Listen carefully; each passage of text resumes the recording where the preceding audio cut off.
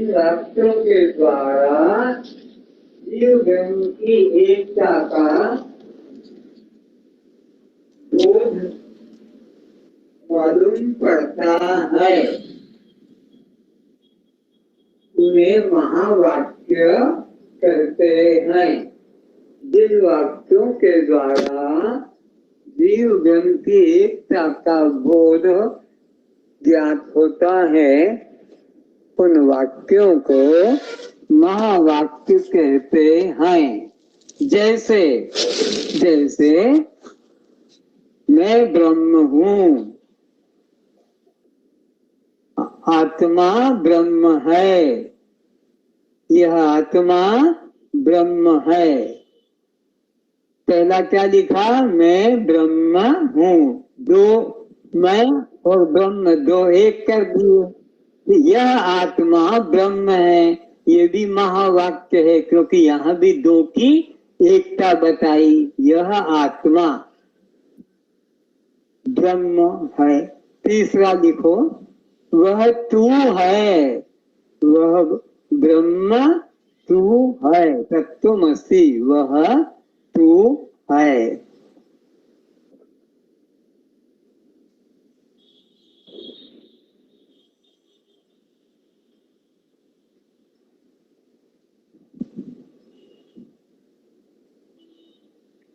और सोहम, ये भी एक महावाक्य है। सोहम, सोहम, ये भी महावाक्य है।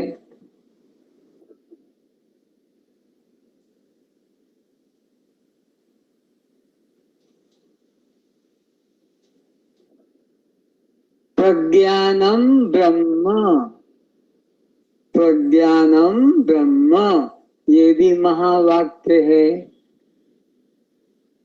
इसका अर्थ लिख लो, यह ज्ञान स्वरूप साक्षी आत्मा ब्रह्म है। यह ज्ञान स्वरूप साक्षी आत्मा ब्रह्म है।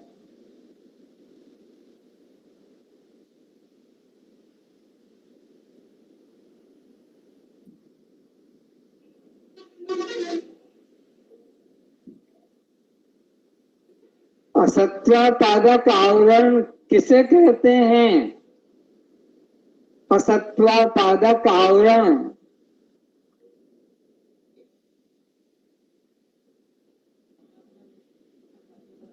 है परमात्मा। परमात्मा नहीं है ऐसा जो लोग कहते हैं, उसे असत्वापादक आवरण कहते हैं। इस को निकालने के लिए वेद ने क्या उद्घोष किया? परमात्मा है, सत्य है, सत्यम ज्ञानम अनंतम ब्रह्म। वो परमात्मा सत्य है, अनंत है, ज्ञान रूप है। उसे नहीं मत कहो, वह है। अच्छा, तो फिर यह आवरण हट गया। असत्वापादक आवरण वेद के अवंतर वाक्य से हट गया। तो दूसरा क्या आवरण आ गया उनमें? अभानापादक आवरण। अभान, हमको तो पता नहीं, हम तो नहीं जान पा रहे हैं, ये अभानापादक आवरण। तो वेद ने उसको फिर महावाक्य से दूर किया। वेद का महावाक्य क्या है? वह तू ही है, जो तू कहता है कि मैं जानता नहीं, कहाँ है आत्मा परमात्मा, वह तू ही है।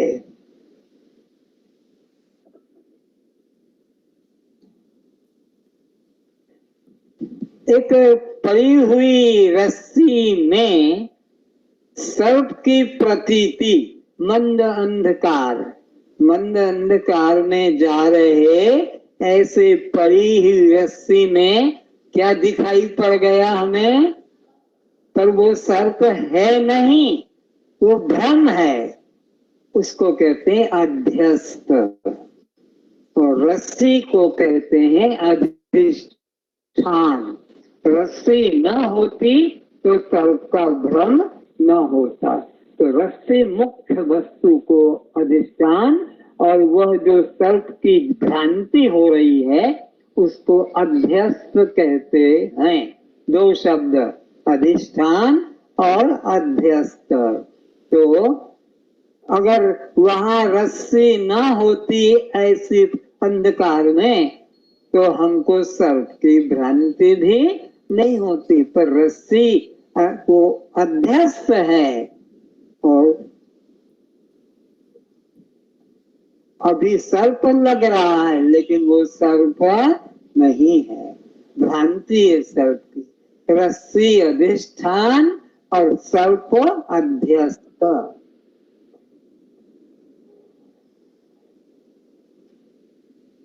चंद्रमा में हमें रात को कुछ दिखता है तो चंद्रमा अधिष्ठान है, और वो जो दिख रहा है मृग आदि वो अध्यस्त है। और एक कटा हुआ वृक्ष दूर से लगता कोई भूत खड़ा है तो वो कटा हुआ वृक्ष अधिष्ठान है और वो भूत की प्रतीति अध्यस्त है। या मरुस्थल रेगिस्तान में समुद्र दिख रहा है, वहां बालू बालू के अलावा कुछ नहीं, पर वो भ्रम है।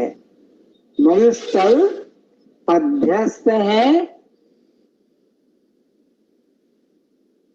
वो जो वहां पर हमें बालू दिख रहा वो बालू भ्रांति, समुद्र है नहीं, वो खाली भ्रम से वहां की रेगिस्तान की बालू समुद्र जैसी लहर खा रही है। तो ये सारा संसार परमात्मा अधिष्ठान है और ये सारा संसार जगत अध्यस्त है। परमात्मा के ज्ञान न होने से जगत लग रहा है। परमात्मा का ज्ञान न होने से जगत लग रहा है, जैसे रस्सी का ज्ञान न होने से सर्प लग रहा है। अच्छा,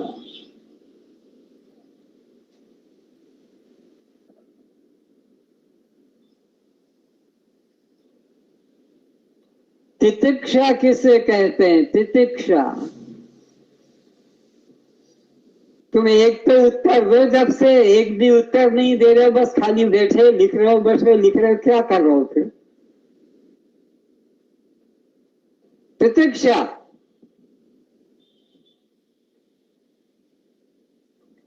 बोलो, अब ये कहाँ मिलेगा तुमको तितिक्षा?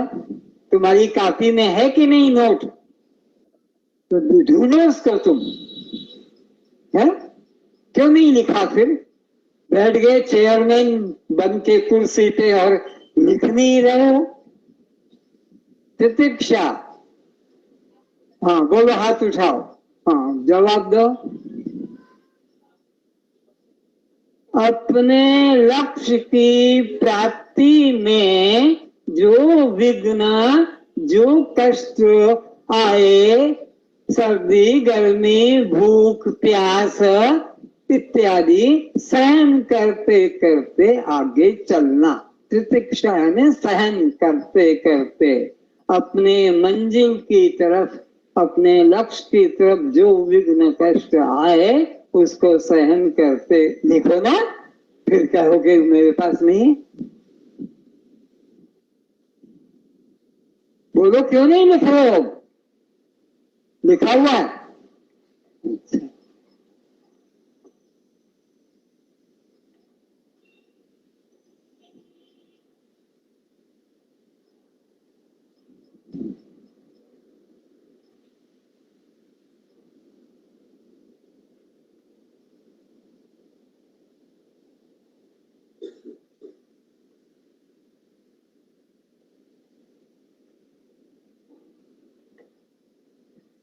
आज का विषय है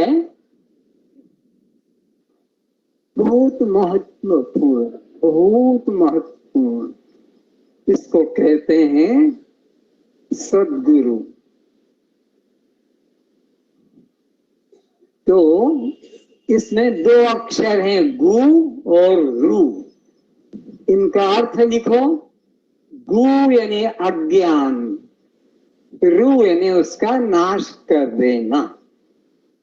गु यानी अज्ञान, रु का मतलब है उसका नाश। जो हमारे अज्ञान का नाश कर दे, ज्ञान का प्रकाश कर दे, उसको गुरु कहते हैं। जो हमारे अज्ञान का नाश कर दे और ज्ञान का प्रकाश कर दे, कर सके, उसको कहते हैं सद्गुरु।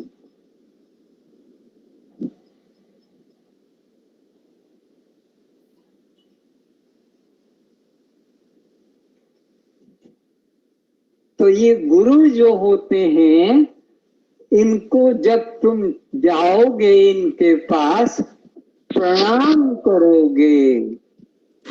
खाली ऐसे ही गुरु के पास जाकर बैठ मत जाना दोस्त की तरह, अपने शरीर के रिश्तेदार की तरह वहां उनके पास जाकर बैठना नहीं, बल्कि गुरु के पास जब जाओ तो उनके सामने लेट कर दंडवत भूमि पर लंबे होकर, पैर लंबे, हाथ आगे लंबे, ऐसे साष्टांग प्रणाम करना होता। ये नियम है।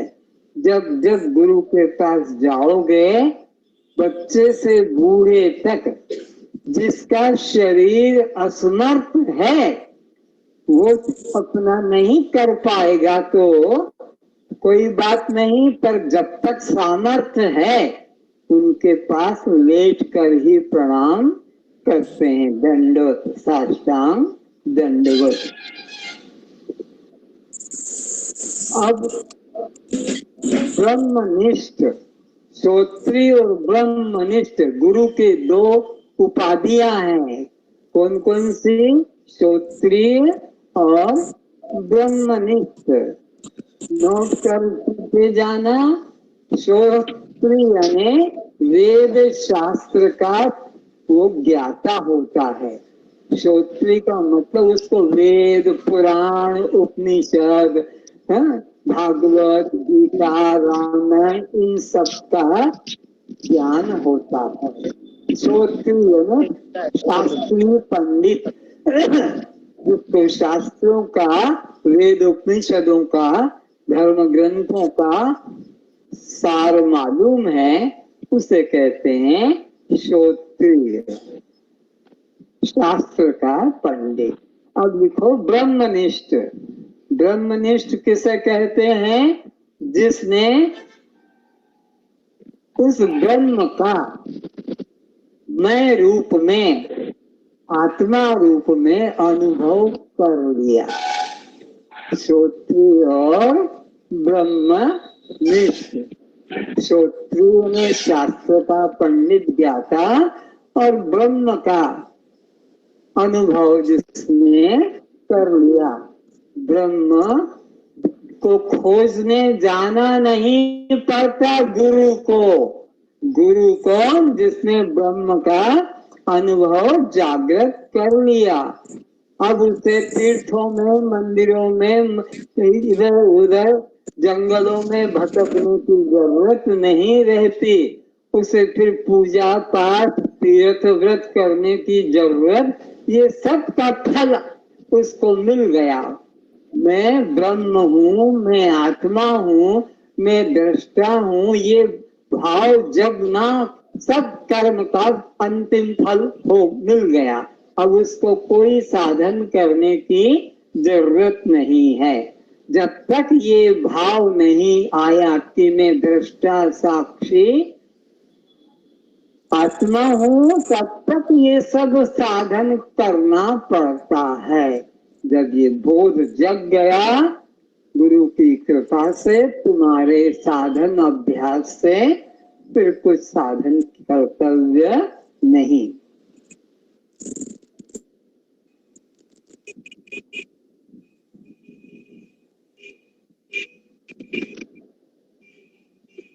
तो अब गुरु के निकट तुम बैठने के अधिकारी बनने के लिए 4 चीजें तुम्हारे पास होना चाहिए। नोट करो। विवेक, गुरु के निकट बैठने की योग्यता, जैसे कॉलेज में जाने की योग्यता का कौन अधिकारी है?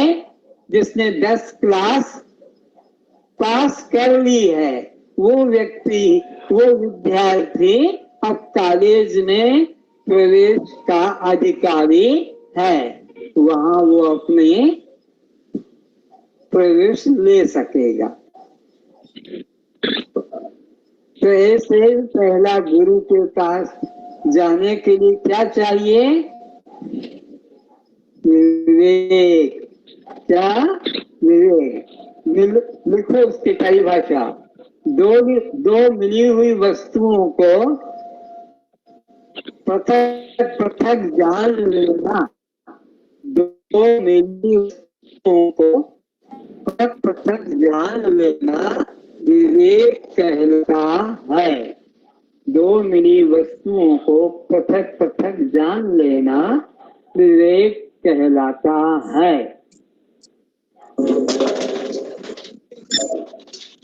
ये जड़ है और यह चेतन है, ये विवेक हो गया। ये शव है और ये शिव है, ये विवेक है। ये गरम है, ये ठंडा है, ये मीठा है और ये खट्टा। ये क्या है? विवेक। अलग अलग पहचान लेना। ये चावल है और ये मिट्टी या कंकर, ये गेहूं है और ये उसमें चावल मिला हुआ, अलग अलग जान लिया, तो ये विवेक। दूसरा लिखो वैराग्य। गुरु के निकट बैठने की, ज्ञान सुनने की योग्यता कब होगी? वैराग्य भी हो। वैराग्य लिखो।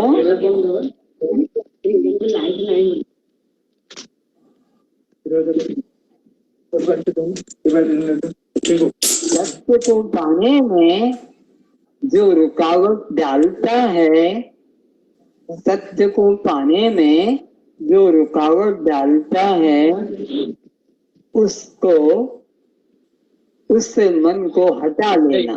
बेसिक दूर हो जाना।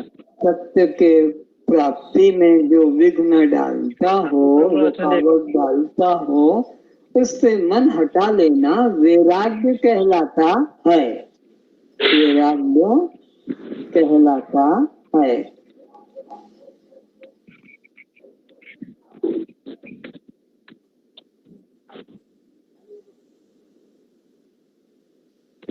तो विवेक से क्या होगा तुम्हारे मन में? फिर सत्य के मार्ग में जो रुकावट आ रही, उससे मन को हटा लोगे। विवेक दे आए। अब लिखो, 6 साधन को एक कहा है। नंबर 3, पहला नंबर में विवेक, दूसरे नंबर पर वैराग्य, तीसरे नंबर में 6 मिले साधन को षट संपत्ति कहा है। तीसरे नंबर में है षट संपत्ति। षट संपत्ति देखो, दम दम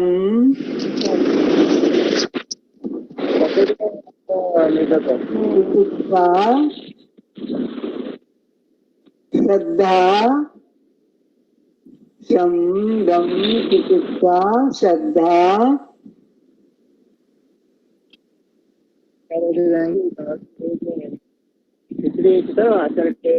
समाधानता, उपरामता। शम दम श्रद्धा प्रतीक्षा उपरामता समाधानता, ये 6 चीजों को एक कहा है। नंबर 3। और अंतिम चौथी बात है मुक्ति,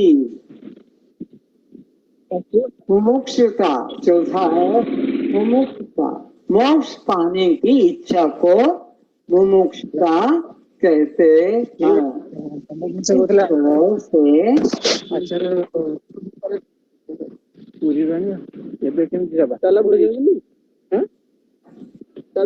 यहाँ आकर कोई व्यापार कर रहे हो तुम?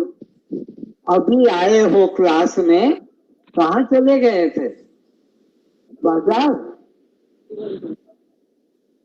अरे बोलो ना, नहीं जाओ। तुम यहाँ क्लास में आए हो, अभी कहाँ थे?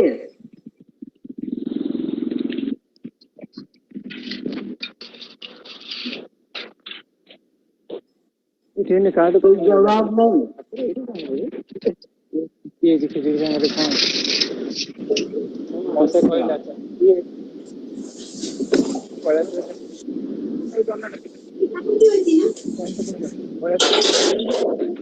तो गुरु के निकट जाने की योग्यता प्राप्त करने के लिए क्या क्या चाहिए? विवेक, वैराग्य, स्वर्ग संपत्ति, मुमुक्षुता।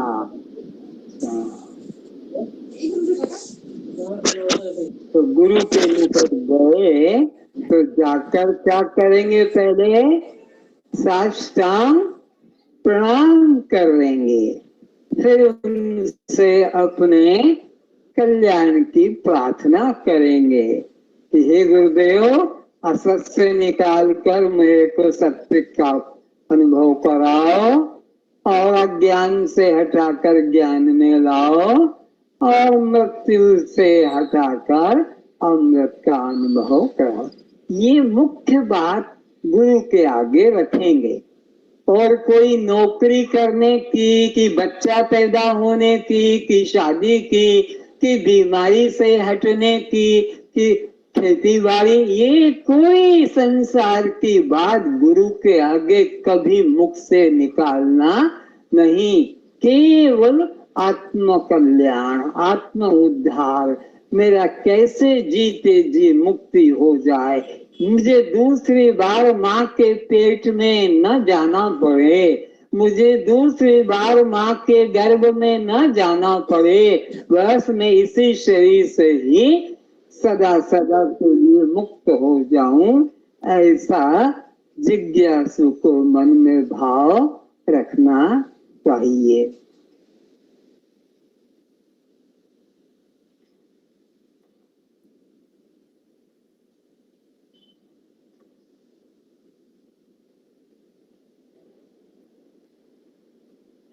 गुरु के प्रति श्रद्धा कैसी होनी चाहिए, उसके ऊपर सुनिए।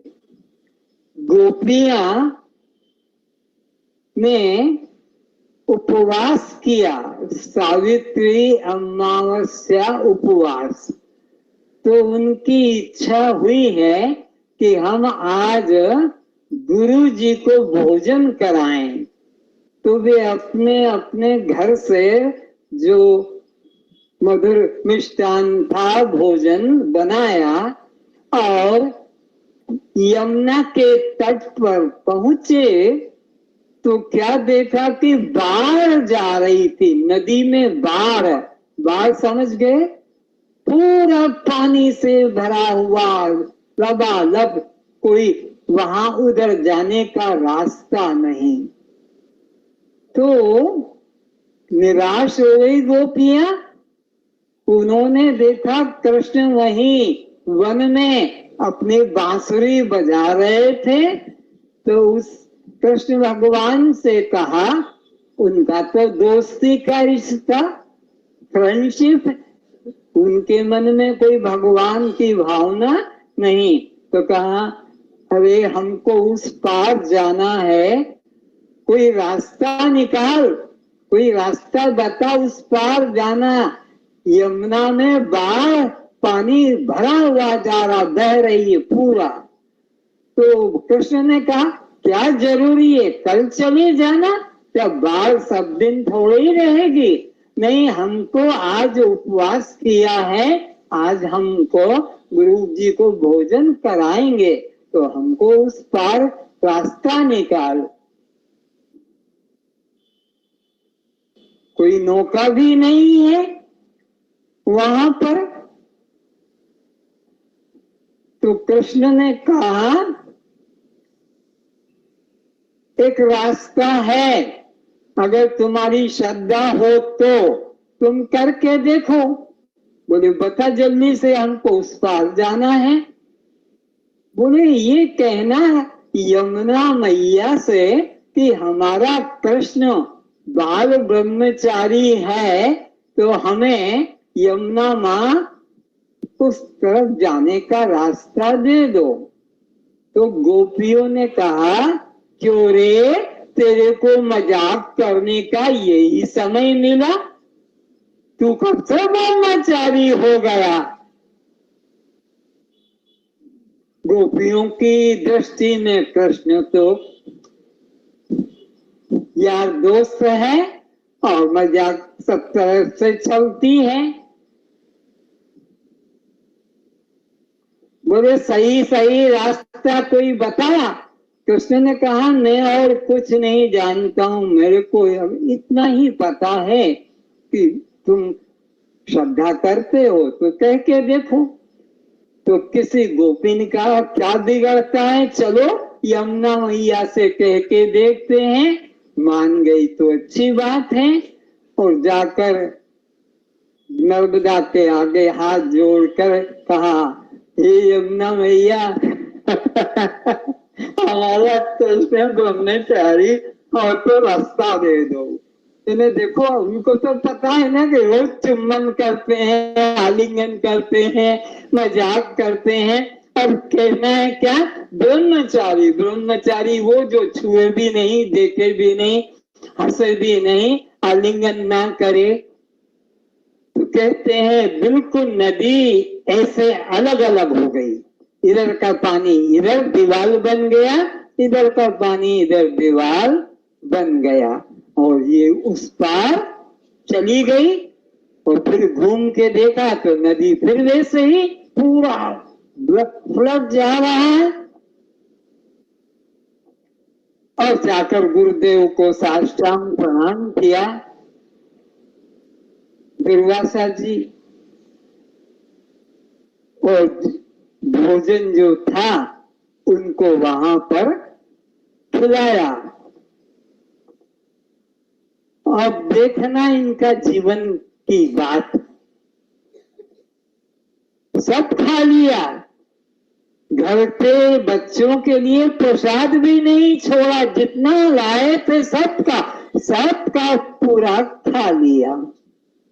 अब जाते जाते संध्या का समय हो रहा है, घर जाना है, सबके पति अपने अपने घर आ जाएंगे, खेत से, गांव से, काम से, और ये घर पे नहीं मिलेगी तो झगड़ा हो जाएगा, क्योंकि चोरी चोरी सब पतियों से चोरी चोरी निकल कर आती थी कृष्ण के साथ अपना लीला करने के लिए।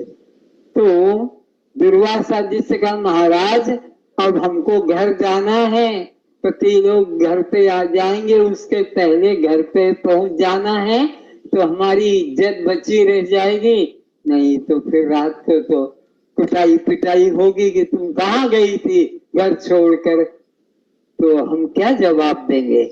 तो हमें उस पार कर दो, क्योंकि नदी फिर फ्लड जा रहा है नदी में, उधर से तो कृष्ण ने भेज दिया। तो दुर्वासा ने पूछा उधर से तुम कैसे आए थे। बोले महाराज कृष्ण ने हमको इस पार भेज दिया, नदी दो भागों में बढ़ गई थी, इधर का इधर, इधर का इधर। अच्छा तो अब बोलना, सुनो अब बोलना, दुर्वासा ने जीवन में ध्रुव घास के अलावा कुछ भी ना खाया, ध्रुव घास दुर्वासा जी ने, तो हमें रास्ता दे दो। तो कहा महाराज आप भी मजाक करते हैं क्या, हम जो लाए सब खा गए, बच्चों के लिए प्रसाद भी नहीं छोड़ा, और कहते हो कि ध्रुव घास के अलावा कुछ ना खाया हो तो रास्ता दे दो। बोले कह के देखो, हो जाए तो अच्छा है, और तो मेरे पास कोई नौका डोंगा तो है नहीं जिसमें तुमको भेज दूं। और कहा वैसा कर वैसा ही 2 भागों में यमुना हो गई। वे देखती आश्चर्य में पड़ गई कि ये क्या बात है। कृष्ण इतने गोपियों से स्नेह प्रेम प्यार करता है तो भी ब्रह्मचारी, और ये इतना हम सब के घर से जो जो आया था सब खा लिया, प्रसाद भी नहीं छोड़ा, तब भी ध्रुव घास के अलावा कुछ नहीं खाया। तो कहने का अर्थ है गुरु के वचन पर पूरा विश्वास करो, गुरु की क्रिया को कभी मत देखो कि गुरु ने क्या खाया, क्या पहना, क्या किया। गुरु साक्षात परम ब्रह्म, गुरु ब्रह्मा गुरु विष्णु गुरुदेवो महेश्वर। गुरु साक्षात परम ब्रह्म तस्मै श्री गुरुवे नमः। तो गुरु को ब्रह्मा क्यों कहते हैं, गुरु को विष्णु क्यों कहते हैं, और गुरु को शंकर के समान क्यों कहते हैं, इसे सुनो। ब्रह्मा तो सृष्टि की रचना करता है, विष्णु तो सृष्टि का करता है, शंकर तो सृष्टि का संहार करता है। ये गुरु को क्यों ब्रह्मा विष्णु और शंकर कहते हैं, तो उसके कारण है गुरु हमारे अंदर ब्रह्म भाव की उत्पत्ति करता है, पैदाइश करता है। हमारा देह भाव से हटाकर आत्म भाव का स्वयं, ये तो हम पहले कभी नहीं जानते थे, ये तो हमारे माँ बाप ने भी हमको कभी नहीं बताया था, ये तो हमारे स्कूल के अध्यापक ने भी नहीं बताया, ये तो इन्होंने बताया। ये ब्रह्मा के तुल्य है। और गुरु उसको विष्णु के समान क्यों कहते हैं, पालन करता, वो तो पालन करता है विष्णु। गुरु क्या हमारे लिए ग्रंथ बनाता है, हमारे लिए प्रवचन करता है, क्लासेस लगाता है, ग्रंथ छापता है, इस कारण से हम उसको पालन करता विष्णु कहते हैं। समझ में आया। और शंकर क्यों कहते हैं, शंकर संहार करता है, ध्वंस नाश करता है। गुरु हमारे अज्ञान को ध्वंस करता है, उसका नाश करता है, इसलिए गुरु शंकर के तुल्य है। तो इस तरह गुरु के प्रति कभी संसारी मनुष्य का भाव जगने नहीं चाहिए। अगर संसारी मनुष्य की तरह तुमने उसे महत्व दिया तो फिर तुम्हारा इस जीवन में कल्याण नहीं होगा, ज्ञान की प्राप्ति नहीं होगी। श्रद्धावान लभते ज्ञानम, ऐसा भगवान ने गीता के 4 अध्याय के 39 श्लोक में यही कहा कि जो गुरु के प्रति साक्षात परमात्मा भाव रखता है वो ज्ञान को प्राप्त करता है और ज्ञान का कल्याण होता है। तो इस प्रकार आपको यह बात बताई। अब गुरु के प्रति कैसे भावना रखना है ये तुम्हारा मन बताएगा। तुम्हारा मन जितना पवित्र होगा उतनी पवित्र भावना होगी, जितना मन तुम्हारा दूषित होगा वैसे गुरु के प्रति भी तुम दूषित भावना रखोगे। घटना है सुखदेव जी को व्यास भगवान ने कहा कि तुम राजा जनक के पास जाओ और उससे जाकर ज्ञान प्राप्त करो, मैं चिट्ठी लिख देता हूं। व्यास जी ने चिट्ठी में लिख दिया कि देखो,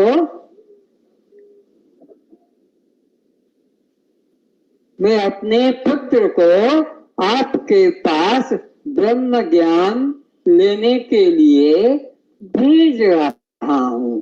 आप इसे ब्रह्म निष्ठा, ब्रह्म ज्ञान जागृत करा देना।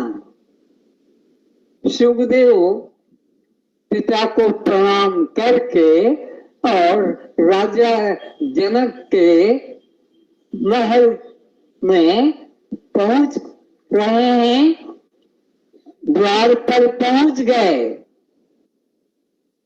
और द्वारपालों को चिट्ठी दी कि ये जाकर जनक को दे दो। मेरे पिता व्यास जी ने ये चिट्ठी जनक जी को देने को कहा है। तो उन द्वारपालों ने कहा ठीक है, तुम यहीं खड़े रहो, तुम अभी अंदर नहीं जाओगे, हम चिट्ठी देने जा रहे हैं। जनक को चिट्ठी दी। जनक ने चिट्ठी को पढ़ा कि मैं अपने बेटे को आपके पास में ब्रह्म ज्ञान लेने भेज रहा हूं, तो इसे आप ब्रह्म ज्ञान देना। तो जनक ने उस द्वारपाल से कहा जो संदेशा लेकर आए, बोलो उसको। जनक ने आदेश दिया है वहीं खड़ा रहे, 7 दिन बाद मिलेंगे, 7 दिन के बाद हम तुम्हें मिलेंगे, मुलाकात करेंगे। और अपने काम में लग गए। दिन गया, 2, 3, 4, 5। तो जनक ने अपने द्वारपाल को कहा कि जाकर देखो कि जो व्यास का बेटा आया है वो खड़ा है कि भाग गया, क्योंकि इतने दिन कोई बाहर इंतजार थोड़ी करते हैं। तो और ये भी देखो कि उसके मुख की आकृति कैसी है, गुस्से में खींच रहा है कि ऐसे मुंह बिगाड़ा हुआ है। जाकर देखा तो देखा कि जनक के द्वार पर खड़ा वो सुखदेव प्रसन्न मुद्रा में, प्रसन्न चेहरे पर थकावट नहीं, क्रोध नहीं। क्या सोच के, अरे आज नहीं बुलाया तो कल बुलाएगा, अरे कल नहीं बुलाया तो परसों। आशा, आशा निराशा नहीं। और 7 दिन के बाद का जाओ, द्वारपाल से कहा उसको जनक को अंदर ले आओ। और जनक क्या, वो जो था सुखदेव, उसको अंदर महल में ले आओ, जनक के महल में ले आओ। 7 दिन के बाद महल में लाकर खड़ा कर दिया और कहा कि हम बुलाएंगे, हम बुलाएंगे। महल में बुला लिया पर जनक ने अपने सामने नहीं बुलाया। ऐसे करते करते वो सुखदेव को 7 दिन बीत गए। 7 दिन तो बाहर खड़ा रहा, 7 दिन महल के अंदर खड़ा रहा।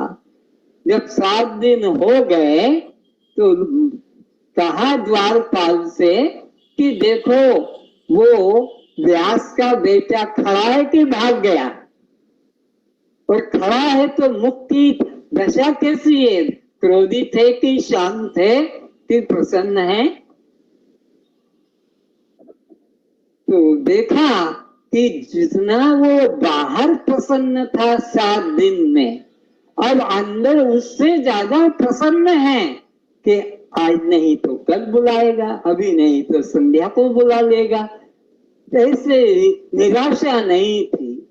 जब 7 दिन बाहर बीत गए, 7 दिन अंदर बीत गए, पर जनक ने दर्शन नहीं दिए। देखो गुरुओं की परीक्षा, कैसे गुरु परीक्षा लेते हैं शिष्यों की कि ये सच्चा जिज्ञासु है कि घमंडी है, अहंकारी है, क्योंकि लोगों को अपने धन का, बल का, बुद्धि का घमंड, अहंकार रहता है, अकड़ रहती है। गुरु से जैसे उनको कोई श्रद्धा नहीं, ऐसे भी रहते हैं।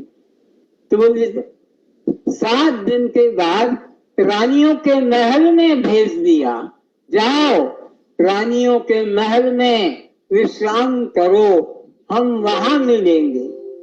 और रानियों को बुलाकर कहा इसके साथ सारा संबंध कर लो, पति पत्नी का भी और भी किसी प्रकार का, कोई रुकावट नहीं। और 7 दिन तक महलों में वह सुखदेव रहे। और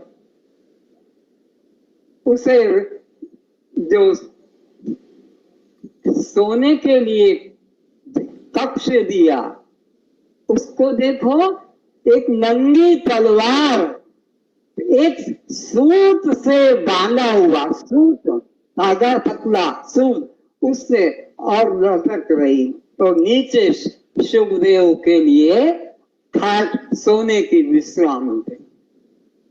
पता नहीं जरा से किसी हवा के झटके में छाती में घुस जाएगी, उसमें वो सोता रहा।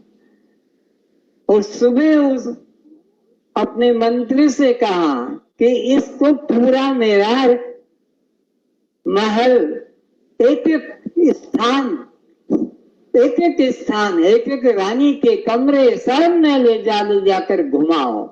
और उसको हाथ में एक पात्र दे दिया, ऐसे दूध का, ये तो नहीं है, समझ लो, वो दूध रखा हुआ पूरा। और कहा इसको घुमाओ हर रानी के कमरे में, हर महल में, उसके जितने भी घुड़साल हैं कि जहां सैनिक हैं, मंत्री हैं, सब करते करते दिखा दिया।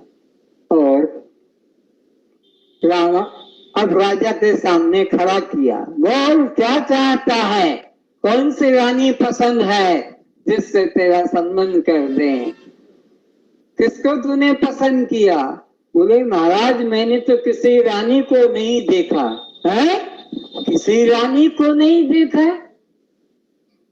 ये मंत्री तूने नहीं दिखाया? नहीं महाराज, सब रानियों के कमरे में ले जाकर दिखाया, नाम से पैसे कराया। अरे क्यों रे, तो सब तो कराया, तो कोई पसंद आई? बोले महाराज मेरे को किसी पर ध्यान ही नहीं है, मेरा तो ध्यान इसमें था दूध पर, कि दूध नीचे गिर ना जाए, क्योंकि दूध गिर जाएगा तो गर्दन कट जाएगी, मेरा ध्यान तो इसमें था। इस तरह से उस सुखदेव का परीक्षा ले लिया जनक ने और उसको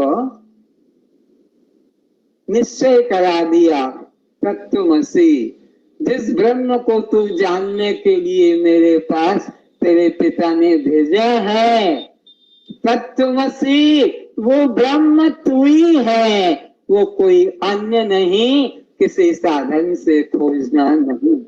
इस प्रकार गुरुओं की परीक्षा होती है, तब वे सत्य ज्ञान का उपदेश करते हैं। और इसी प्रकार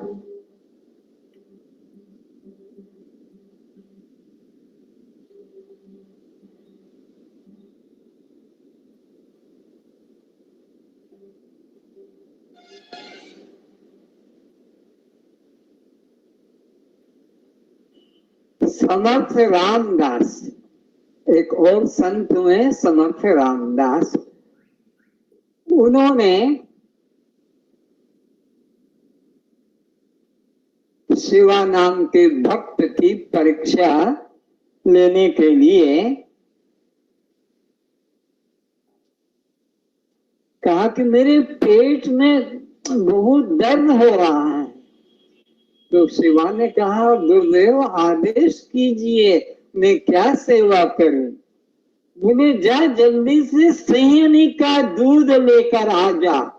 सिंहनी का, सिंहनी समझती है, समझते हैं, बाघ जो खा जाता है आदमी को, जिंदे को चीर देता है।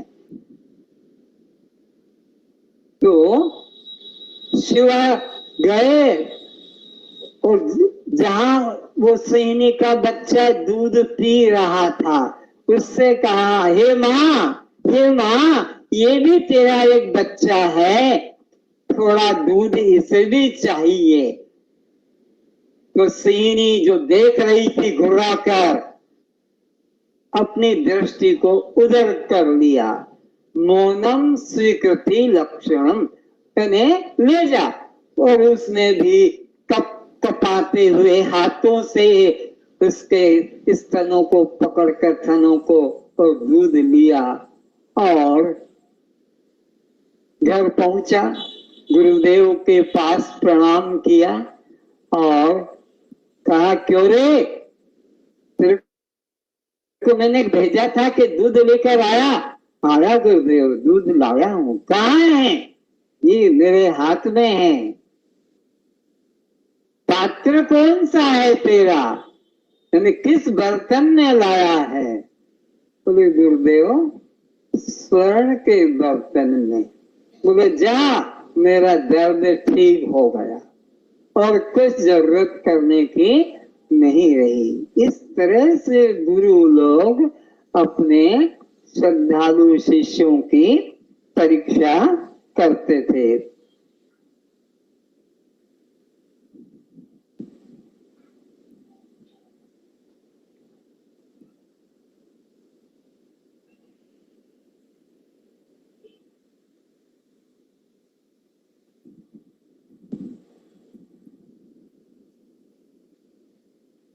तो हम गुरुओं से छल करते हैं, छल। गुरु के प्रति हमारे मन में गुरु साक्षात परम ब्रह्म ये भाव होना चाहिए। लेकिन हम क्या करते हैं, घर में भी यही बात करते हैं, पिता तुम्हें व माता च पिता तुम्हें व बंधुश्च सखा तुम्हें व विद्या द्रविणम तुम्हें व सर्वम मम देव देव। कहा पिता को, माता को, भाई को, बंधु को। और मंदिर में जब गए तो फिर मंदिर में भी हमने यही कपट व्यवहार किया। कपट, तुम्हें व माता च पिता तुम्हें व बंधुश्च सखा तुम्हें व विद्या द्रविणम तुम्हें व सर्वम मम देव देव। अरे तुम ही, जो सामने जो मूर्ति थी उसको तुम ही, यहां भी कहा तुम ही मेरे पिता, माता, पति, पत्नी सब कुछ हो। और घर में गए तो घर में भी यही। ऐसा कभी भी नहीं होना चाहिए। एक साधे सब सदे, सब साधे सब जाए, जो गही से वे मूल को फूले फलही अघाए।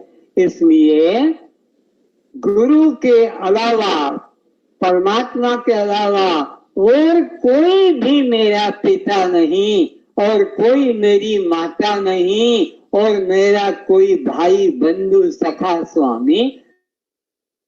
बस मोरे प्रभु तुम ही एक स्वामी, तुम ही एक, ओनली वन, ओनली यू। केवल तुम ही बस मेरे हो और किसी को नहीं। लेकिन हम इधर गए तो भगवान को कह दिया, उधर गए तो संसार में पिता माता को कह दिया।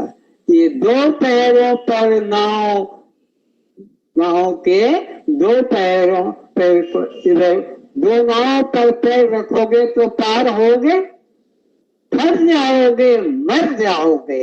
हमारी यही अवस्था है। हम दो पैरों पर नाव को बढ़ा रहे हैं। कोई के पास में बहुत बढ़िया घोड़ा है, और आपसे कहे कि लो भाई, तुम्हारे घोड़े से मेरे घोड़े पर बैठ के जाओ तो तुम पहुंच जाओगे मंजिल पर। तो वो व्यक्ति कहे जरूर, लेकिन मैं अपने घोड़े पे भी एक टांग रखूंगा और एक टांग तुम्हारे घोड़े पे रखूंगा, तो क्या वो यात्रा कर पाएगा? दो घोड़े पर एक टांग इधर और एक टांग इधर नहीं कर सकेगा। इसलिए एक ही साधे सब सधे, सब साधे सब जाए।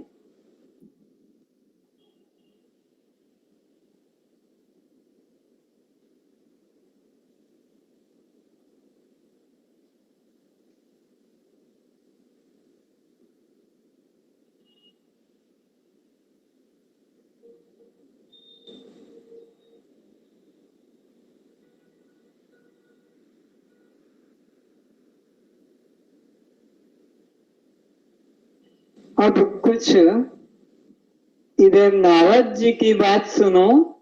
नारद जी भगवान विष्णु के यहाँ रोज सत्संग करने जाते हैं। उनके पास एक होता है वो तुन तुन तुन तुन की आवाज निकालने वाला तमूरा। तो जहां जाते हैं सत्संग में बैठ जाते हैं और जाते समय चल देते हैं अपने साथियों के साथ में। एक दिन क्या हुआ, बात चलती चलती आगे बढ़ गई और विष्णु भगवान सत्संग खत्म करके अंदर चले गए। इधर सब बाहर निकल गए, ये बातों में लगे थे नारद जी और ऋषियों से। अरे मेरा तमूरा तो मैं लाया नहीं। भागे दूर से, देखा दरवाजा बंद हो गया था। तो खिड़की खुली हुई थी, खिड़की में से देखा लक्ष्मी जी उस जगह को लेपन कर रही थी गोबर से। कहा? जहां वो बैठा था नारद, उसका तमूरा वहीं रखा है और वो गोबर से। नारद ने देखा गोबर का लेपन कहाँ करते हैं? अशुद्ध जगह को थोड़ा शुद्ध करने को, अपवित्रता को मिटाने को। तो मैं जहां बैठा है बस उसी जगह लक्ष्मी जी नहीं कर रही। हजारों संत महात्मा बैठे थे, उनके तरफ नहीं कर, उतनी जगह। लज्जा मन में आई, लक्ष्मी से कैसे पूछूं? उसने देखा न तो आगे से गीला और न पीछे से पीला। ये मेरे जगह पर ये गोबर लेपन क्यों हो रहा था? तो किससे कहूं? अब लक्ष्मी से तो पूछने में शर्म आए।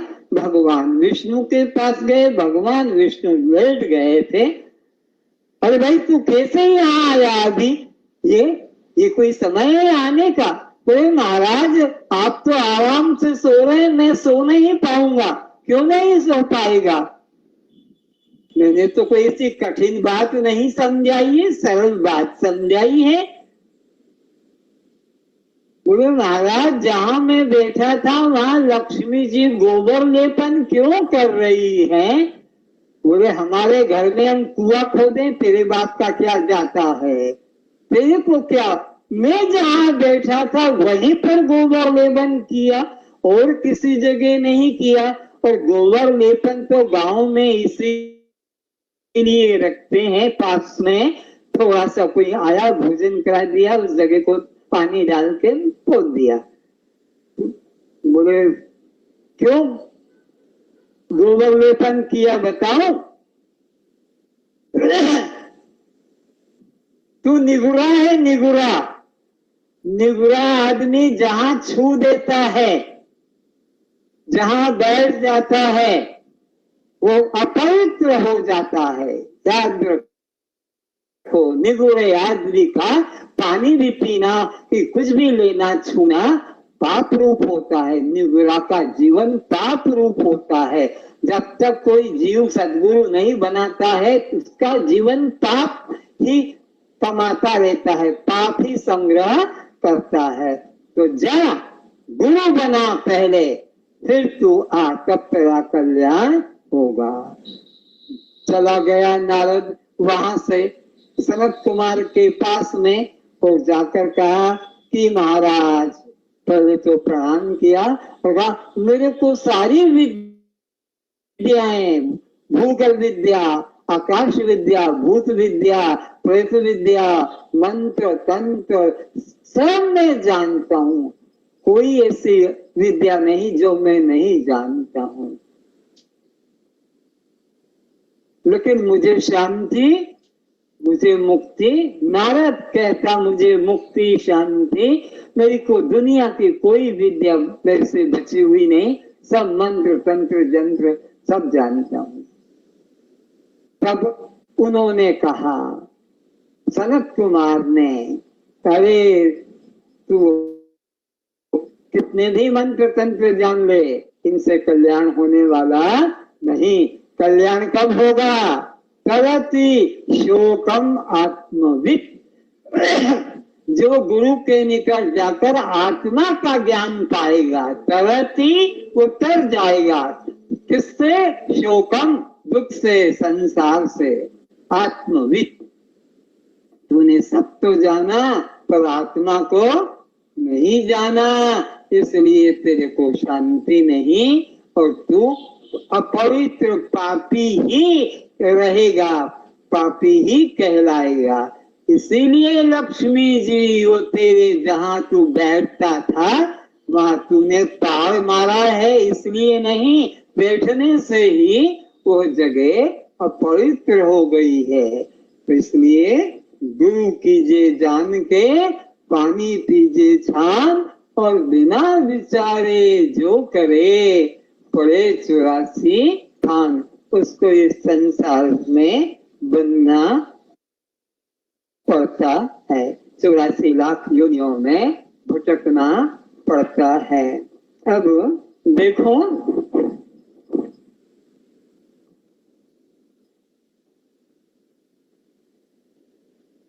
वो भगवान श्री राम जो लंका गए थे, जिस पत्थर पर पैर रख रख कर उस पार, वो यहाँ के लोगों ने पत्थर रखा है इस टब में, हाँ वो कोने पर।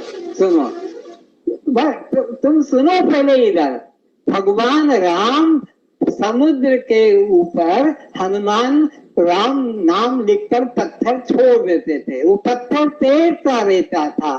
तो रामेश्वर से लंका तक का रास्ता वहां पुल नहीं था, ब्रिज नहीं था, तो पत्थर डाल डाल के एक रास्ता बनाया था श्री राम का। तो आप लोगों ने ये सुना होगा कि पानी पत्थर पर तैर रहा था, राम पार हो गए। वो पत्थर तुम कहाँ जाओगे ढूंढने देखने? इस टब में, बड़े टब में वो पत्थर पड़ा है, उसे तुम देख लो, छू लो, उठा लो, चूम भी लो, कोई रुकावट नहीं, वो अपवित्र नहीं होगा। महिलाओं के लिए भी स्वतंत्रता है, पुरुषों के लिए। तुम लोग कल देखना, पुरुष लोग यहीं रहते हो, महिलाएं आज देख लेंगी, और तुम्हारे को टाइम हो तो रात को भी देख सकोगे, लेकिन पहले महिलाओं का अधिकार है, उसमें कोई पुरुष लोग नहीं जाएंगे। इस तरह से यहाँ पर ये काम है, देखने का चमत्कार। और कुछ देखो, यहाँ पर ये जो पत्थर है, स्फटिक मणि कहो, इसमें हम जल डालेंगे तो इसमें से ज्योतिर्लिंग में से ज्योति निकलेगी।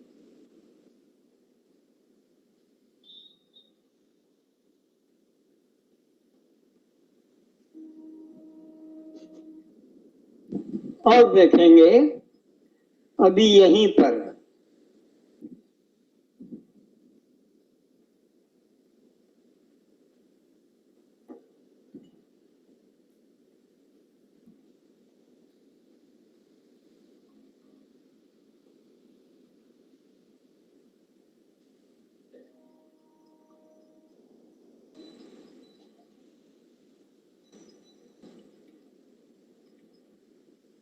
दोनों में समान जल मैंने दिया है।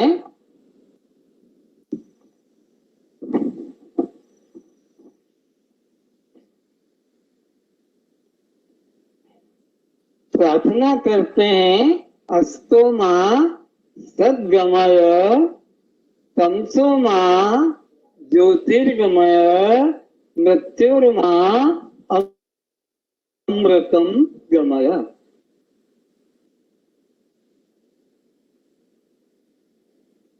इस केले को छीलेंगे आप में से कोई, इसके अंदर से टुकड़े निकलेंगे, टुकड़े चाकू से कटे हुए 3 इसमें 4, इनके छील कर आओ। कोई एक व्यक्ति यहाँ इसको छीले, कौन है समझदार व्यक्ति? हाँ, वो छीलने के लिए आ गया।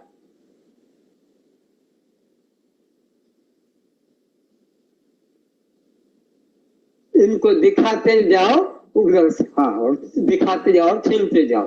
हाँ हाँ, ठीक है, आहिस्ता निकालो निकालो, सब 3 4 साइड से दिखाते जाओ, उधर दिखा, उनको दिखना चाहिए। हाँ, दिखाते जाओ अंदर। हाँ, तो महिलाओं में कोई आओ इधर से निकालने के लिए। कौन है महिला? महिला की कोई हिम्मत नहीं? अच्छा ठीक है, हिम्मत तो देखो, छिलकर इसमें 3 टुकड़े निकलेंगे। हाँ, ले जाओ आगे, आगे ले जाओ, खा जाओ बांध के। हाँ, देखो तुम, हाँ, टुकड़े अपने आप हो रहे हैं। आगे बढ़ो, जाओ, ले जाओ, तुम ले जाओ, ले जाओ, खा लो प्रसाद लेके। हाँ हाँ, तुम देखो, छीलते जाओ पूरे पूरे नीचे तक, और नीचे छीलो, छीलो पहले। हाँ देखो, जाओ, ले जाओ। अच्छा, इधर आपने देखा दोनों ग्लास में, इधर देखो, गुरु प्रार्थना कर रहे हैं अस्तो मां तमसो मां और मृत्युर्मां। तो असत से निकाल कर, प्रार्थना क्या है? असत से निकाल कर सत्य में लाओ, और अज्ञान से निकाल कर ज्ञान में लाओ, और मृत्यु से निकाल कर। तो इसको कहा, इसने उसी वक्त पर निकाल दिया। देखना, ये खाली हो गया, अब इसको देर नहीं लगेगी। अस्तो मां सद्गमया, असत से निकाल कर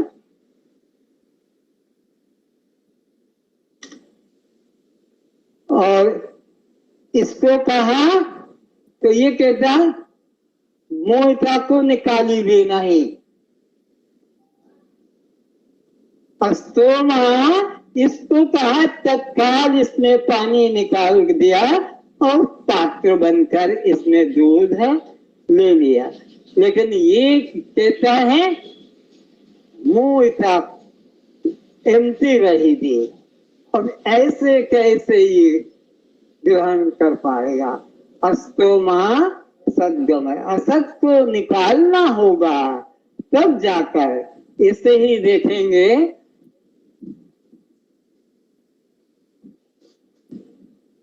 ये भाई, हाँ, ये अपनी शक्ति देखो, गुरु की अपनी शक्ति देखो। वो अपनी शक्ति से इस बल्ब में प्रकाश ला देता है। ऐसे गुरु सिद्ध होते हैं। और इसी तरह देखेंगे इधर, अभी मंत्र के द्वारा अग्नि पैदा होगी, मंत्र के द्वारा। ओम भूर्भुवः स्वः तत्सत्, पंख बंद करना, तत्सवितुर्वरेण्यं भर्गो देवस्य धीमहि धियो यो नः प्रचोदयात्। ओम भूर्भुवः स्वः तत्सवितुर्वरेण्यं भर्गो देवस्य कहाँ है पानी, कहाँ है पानी भी नहीं है।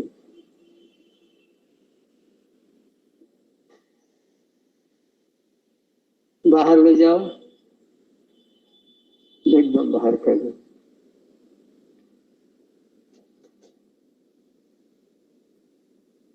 अब गणेश जी दूध पिएंगे।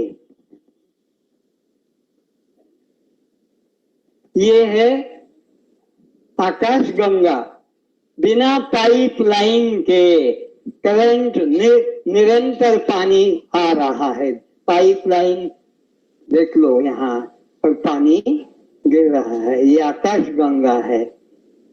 ये चमत्कार लोगों को दिखाए जाते हैं।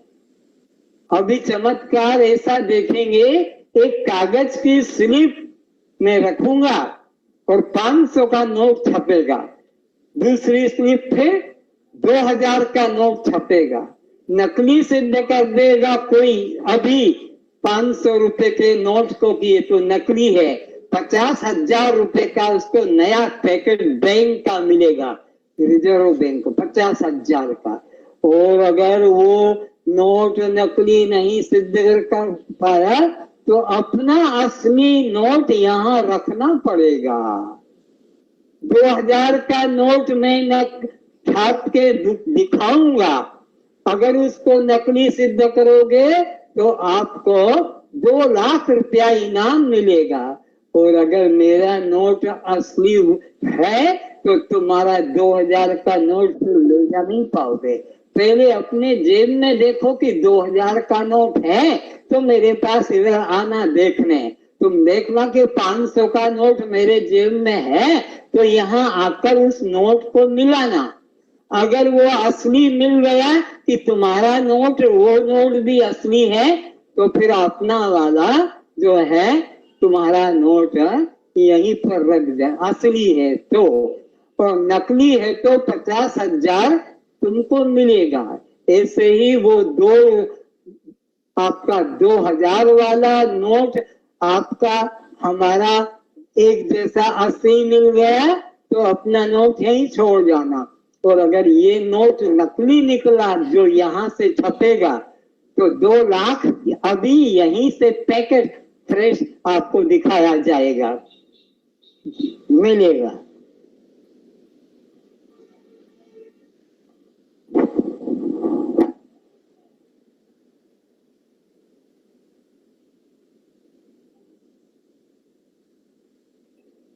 कहाँ है बर्तन खाली करने का?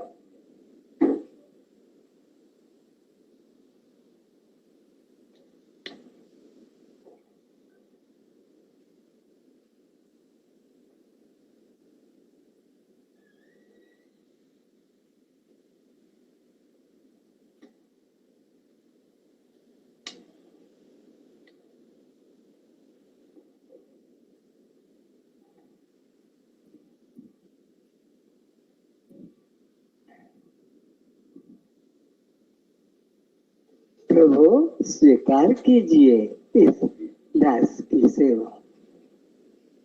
से कहूँ ये मृत्यु लोक कर दूध में पीबी नहीं, वो देवता वो भाई दिव्य लोक से आनंद थी। ये दूध रे फिर कौन करी बोले, इसको फपड़ी दिया, तो बोली इसको फेंक दो। इसको फेंक दिया, ये परमात्मा अब ऊपर से आता है।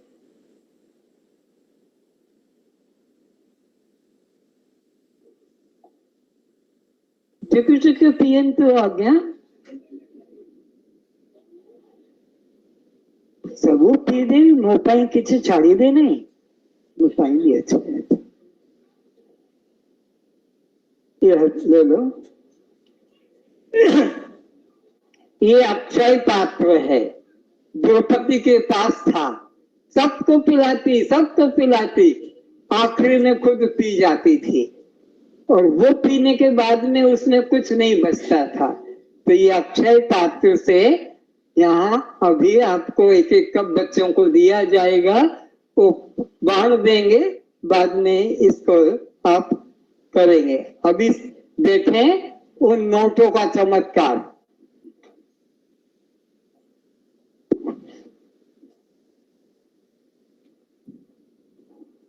ये बैंक लाया हूं।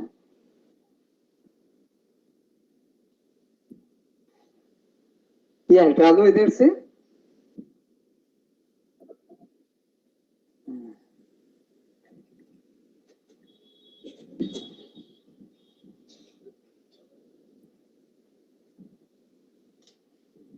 ये वो प्रिंटर है जिनमें नोट छप के निकलेगा, 500 का और 2000 का। ये उसके कागज हैं जिसमें ये छप के निकलेंगे, ये 2000 के नोट का और ये आपके 500 के नोट का। ये देख लो, ये आपको कोई धोखा नहीं दिया जा रहा है। 1 रुपए का नोट का पैकेट, ये 5 रुपए के नोट का पैकेट, ये 10 रुपए के नोट का पैकेट बाजार में आपको नहीं मिलेगा जल्दी। ये 20 रुपए के नोट का पैकेट, ये आपके 50 रुपए के नोट का पैकेट, ये 100 रुपए के नोट का पैकेट और इसी प्रकार ये 200 रुपए के नोट का पैकेट, ये 500 रुपए का नोट का पैकेट और ये है 2000 रुपए का नोट का पैकेट। अब ये कैसे होता है देखो,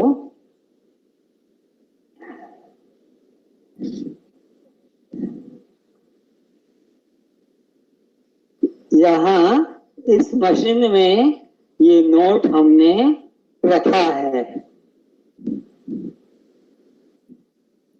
ये प्रिंट होते हुए निकल रहा है।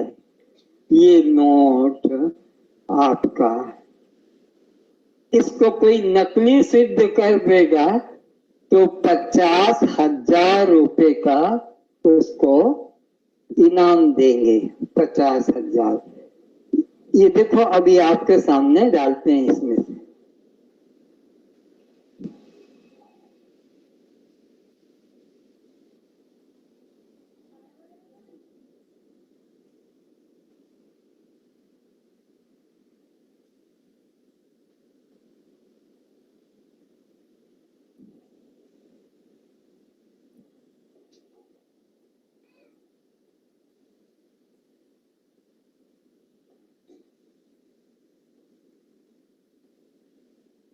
इस नोट को अपने नोट से मिलाकर देख लो कि ये जो नोट अभी निकल रहा है यह असली है या नकली है।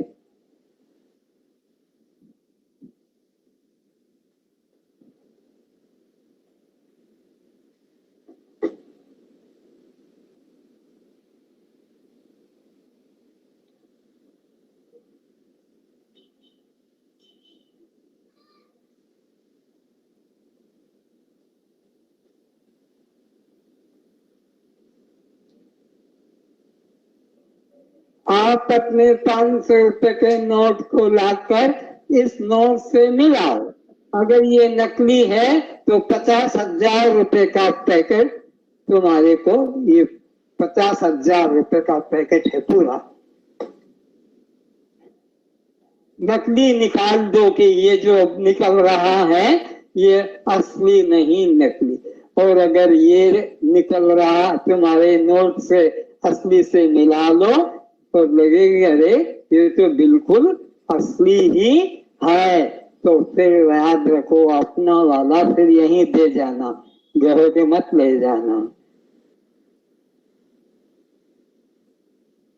अब बस मैं आखिरी कर रहा हूं, कोई आने वाला हो अपनी किस्मत भाग्य चमकाने के लिए तो आ सकता है, नकली सिद्ध हो जाएगा तुम्हारे नोट से नकली, तो फिर तुमको 50,000 का पुरस्कार मिलेगा। 50,000।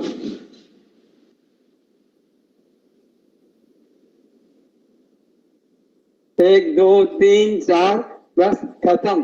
कोई नहीं आने वाला है आपका तो ये नोट निकाल के दिखा दो। अब 2000 का नंबर आने वाला है।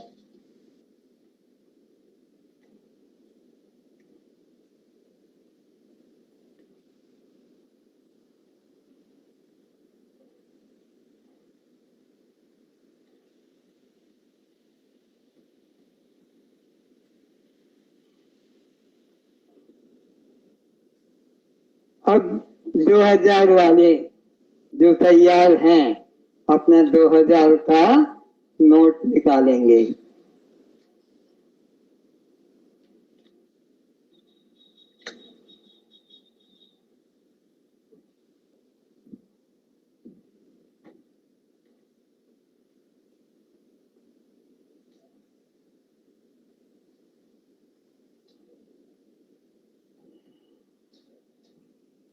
दो 2000। अगर इस नोट को तुम अपने असली नोट से मिलाकर दिखा दो कि ये नोट नकली है, तो 2 लाख का पैकेज तुम्हारे लिए तैयार है। 2 लाख। और अगर लगेगा कि ये नोट असली है तुम्हारे नोट से, तो फिर अपना नोट फिर यहीं रख के जाना, ले मत जाना, तो तुमको लेने का अधिकार नहीं है।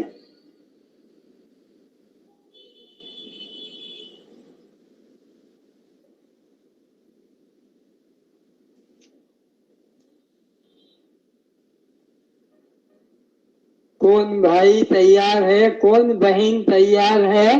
अपना 2000 का लेकर आओ और इस नोट से मिलाकर देखो कि ये जो निकल रहा है छप कर, यह आपका असली है कि नकली है।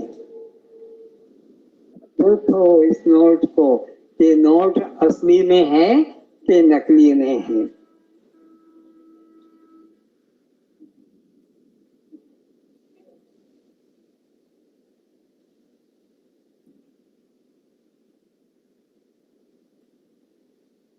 ज्यादा समय मत लगाओ भाई, कोई आता है तो आओ, नहीं तो मैं बंद करता हूँ अपनी दुकान।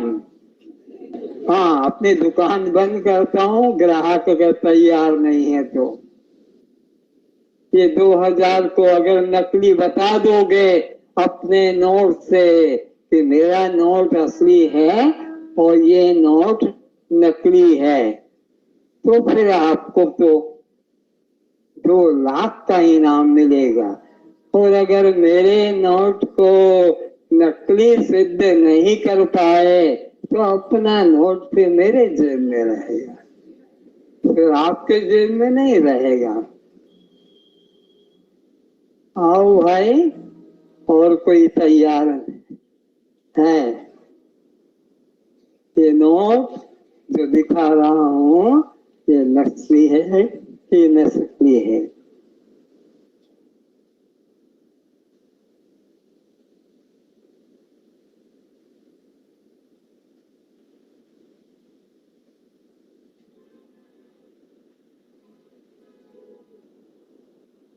नहीं तो फिर बस यही बंद करता हूं।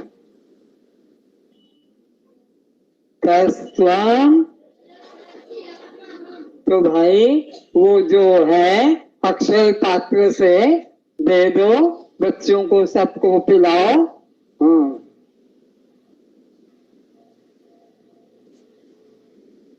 चलो।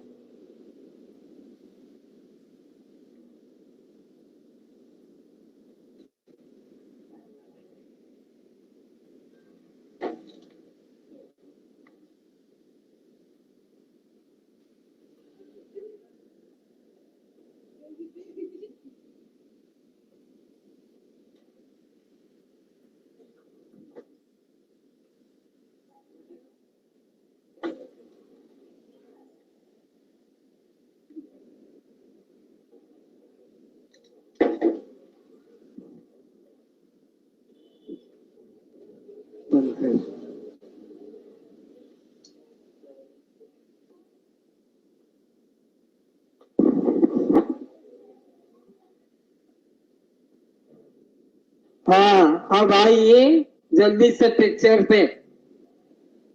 अब क्या है, दुकान बंद हो गई? जाओ, जितना देर तक दिखाया कुछ नहीं देखा। अपना नोट 2000 का लेके आए थे, अपना नोट 2000 का हाथ में लाते तो आते, नहीं तो नहीं आ सकते थे। जाओ रे।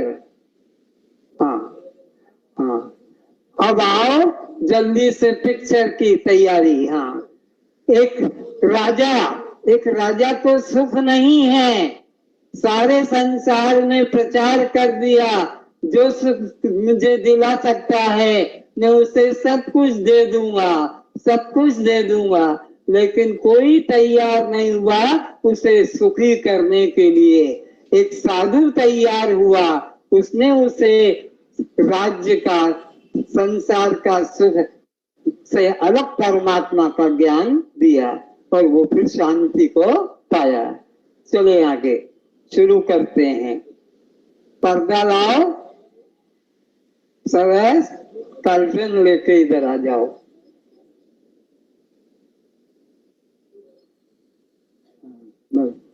ठीक है, तुम अपना काम करो, जिन बच्चों को देना है दे दो।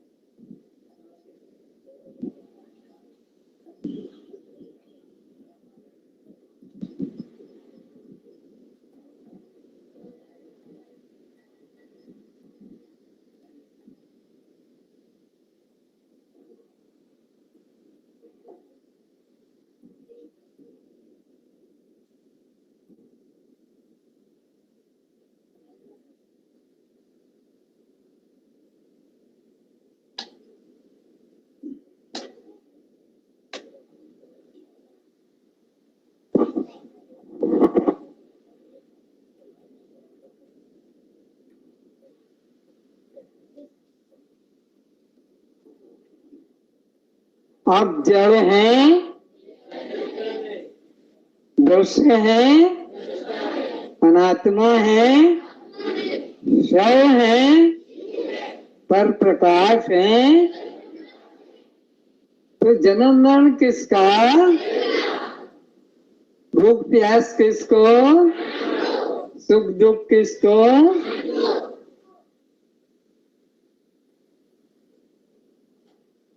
जितनी देर तक मैं 500 के नोट निकाले तब तक तुम्हारी कोई नींद नहीं खुली।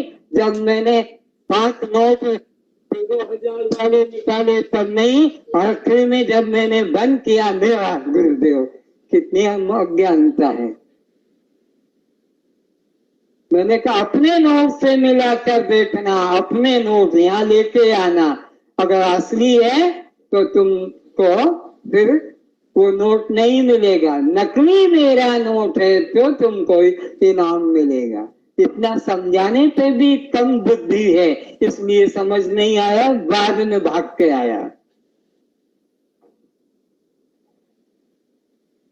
कल्याण का मार्ग तो आत्मज्ञान है, ये तो जादूगरी है, लोगों को अपनी ओर आकर्षित करने के लिए। ये कोई सत्य ज्ञान नहीं है, सत्य ज्ञान तो आत्मज्ञान है। दुनिया का ज्ञान सब झूठा ज्ञान है।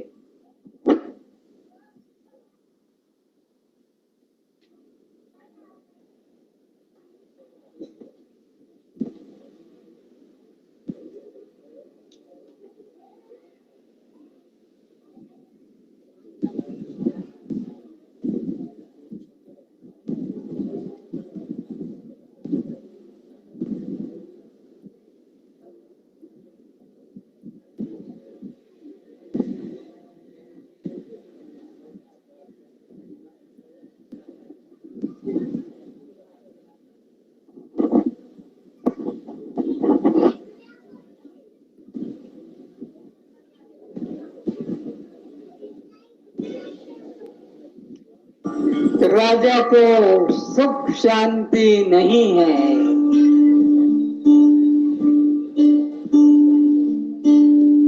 इस घटनंतर बाग बगीचे, इसी में सिर जनहारा।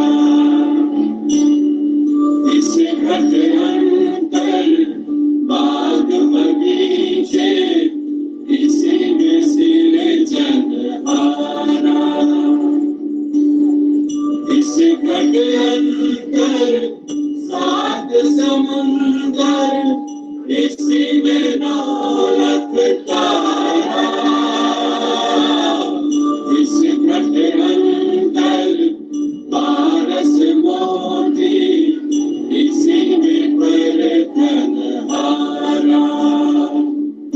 रसिको, उत्तराखंड के उत्तम प्रदेश में आपका स्वागत है, जहाँ हर दिन नींद से जागते ही नागरिक अखबारों में हादसों को ढूंढता है। एक ही खबर को बार बार पढ़ता है। अखबारों में वो सुख ढूंढता है। हत्या, हेराफेरी, चालाकी और चापलूसी की खबरों से अपना सिर धुनता है।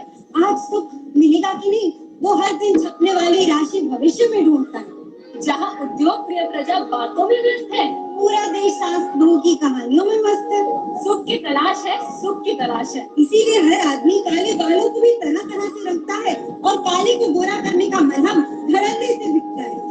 आइए, वहाँ जहाँ सुख की तलाश में पूरा देश बाजार है और आदमी वस्तुओं के लिए बनता बिकता है। ऐसे उत्तम प्रदेश में आपका स्वागत है, स्वागत है, स्वागत है।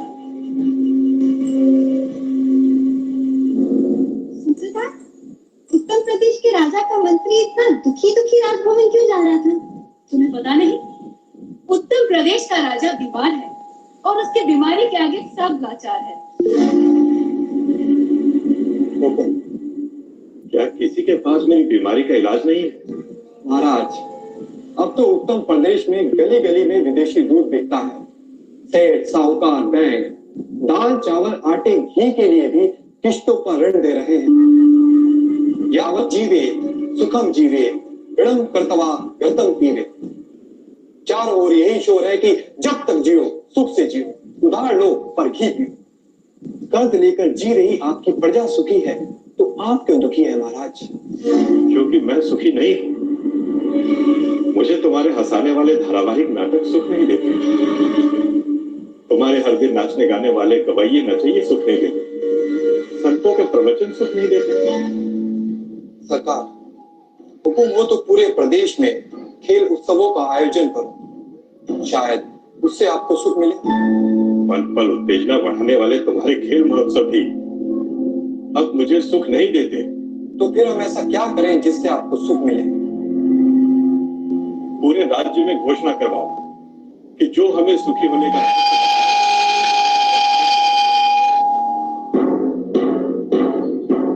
सुनो सुनो सुनो, उत्तम नगर के सभी निवासियों सुनो। उत्तम प्रदेश के महाराज दुखी हैं क्योंकि वो सुखी नहीं है। महाराज को सुख देने वाली वस्तुओं का अभाव नहीं है, पर महाराज को सुख की अनुभूति नहीं हो रही है। महाराज के पास कीर्ति है, यश है, धन है, स्त्रियां हैं, पुत्र पुत्रियां हैं, नौकर चाकर हैं, पर सुख का भाव अचानक नदारद है। जो कोई भी उन्हें सुखी होने का मार्ग बताएगा वो अपार धन और यश पाएगा। सुनो सुनो सुनो सुनो सुनो सुनो। महाराज सुखी नहीं है? पूरे राज्य में यही शोर है कि महाराज सुखी नहीं है।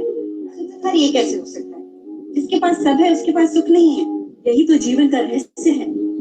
यदि सुख वस्तुओं से होता तो महाराज दुखी क्यों होते? यदि सुख खरीदा जा सकता तो वो दुकानों में भी बिकता। ध्यान से सुनो। किसी ने महाराज को सुखी होने का मार्ग बताया? महाराज की घोषणा सुनकर एक गरीब ब्राह्मण महाराज के पास पहुंचा। एक उपाय है महाराज। क्या? महाराज, किसी ऐसे आदमी की कमीज पहने जो सुखी हो।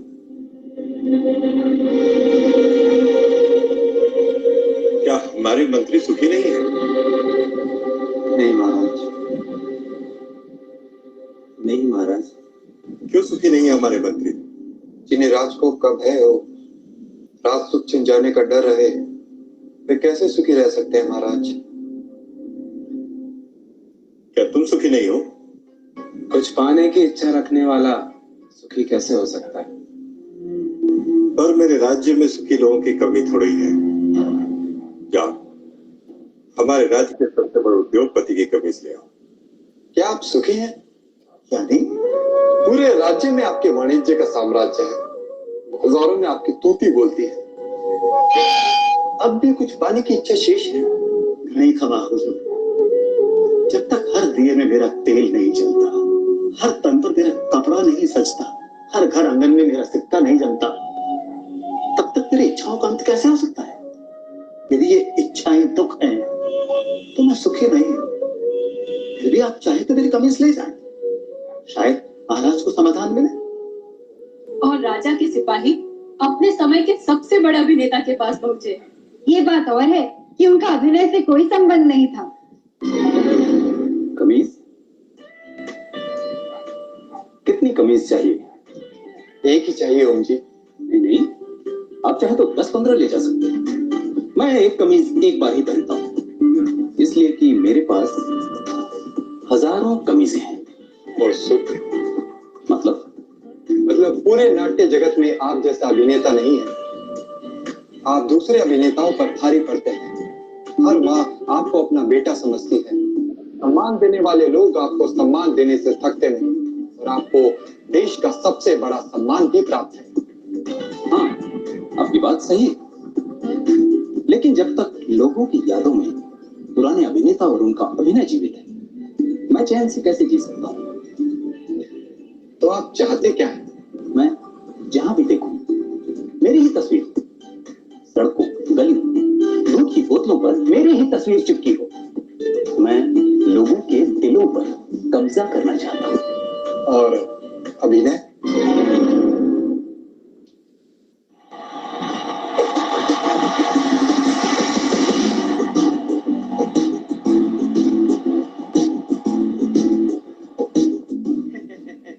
आपकी ये तस्वीर गली गली में चिपकाई जाएगी, जिस पर लिखा होगा जीवन सुधारस, शक्ति का महारस।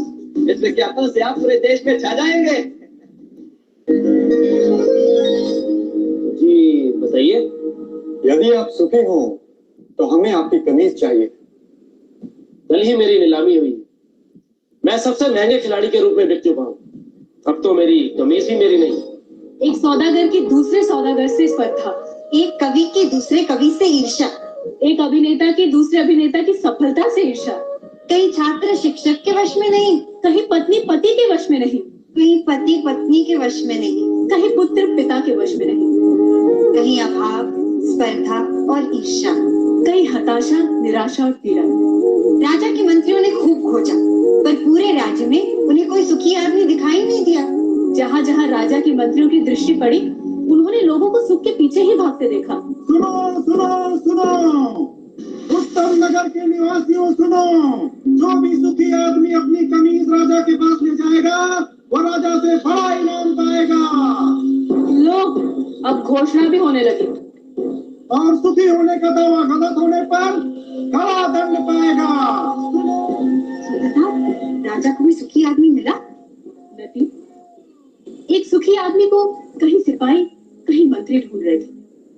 एक दिन सुखी आदमी को ढूंढते ढूंढते राजा के सिपाही एक गांव पहुंचे। धूप और प्यास से उनका बुरा हाल था।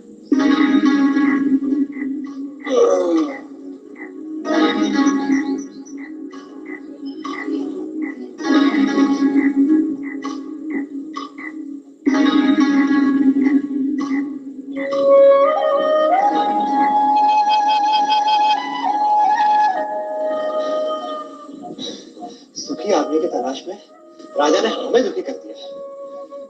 समझ में नहीं आता, क्या पूरा संसार ही दुखी है?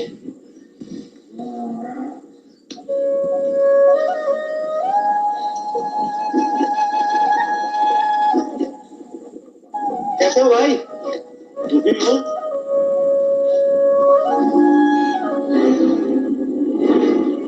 ये सबसे बहुत सुखी है।